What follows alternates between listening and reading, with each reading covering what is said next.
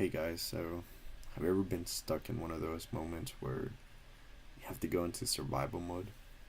I mean, we're never taught in life how to react in a moment like that or what we're actually supposed to be doing.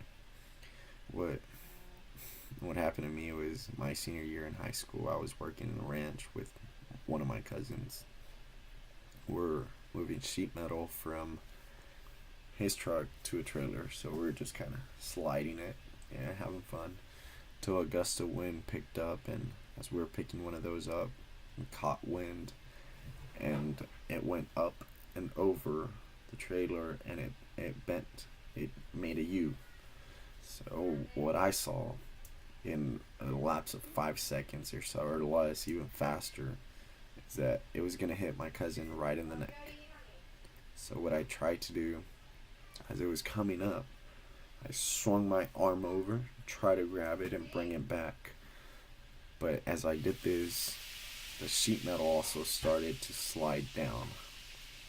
So, what happens when you put flesh to a knife or to any sharp metal object? Yeah, that's the result. That sheet metal cut through my right bicep almost all the way through, just like a hot knife on butter. That's how sharp it was. How clean the cut was. And after that, all I could feel was a nice, warm feeling running through my arm and through my whole right side, all the way down to my leg. That's how fast the blood was gushing out. All I did was react fast, put my hand right over my bicep, and then my cousin ran over and threw his shirt over my wound, applied it like a tourniquet like device on it, and real tight on.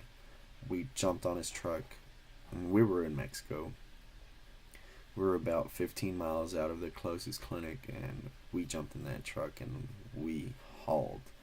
We were going about 90 miles an hour to the closest clinic, and unfortunately, to my luck, I got there and there was no doctor. I sat there for about 5 minutes, and I looked like Casper. I was pale white. My lips were, I mean, it was like it was dehydrated. My lips were so dry. I was just thirsty. And I thought it was my last few moments of life. When the doctor got there, about 5 minutes after I sat there, by this point, also, my shirt and, well, my entire right side of my body was covered in a dark maroon color. I mean, it was the smell, it was real strong. Blood. I'd never seen that color of blood.